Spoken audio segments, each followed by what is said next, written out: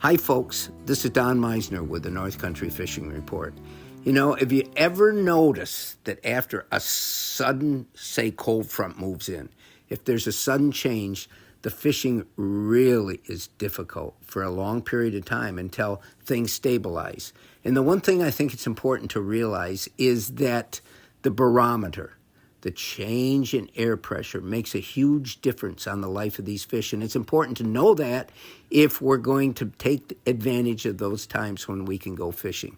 Now, here's little tips that I want you all to be aware of.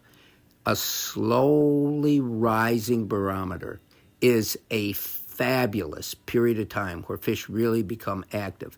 If the barometer falls, and especially falls quickly, that can also, believe it or not, be a stimulant to fish activity. A slowly falling barometer is not a good thing.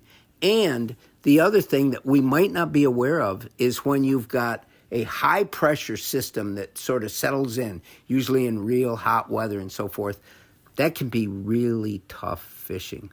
But I think what really comes into play here, and I think if we're going to enjoy fishing as much as we possibly can, then coming up with more knowledge about it is always important.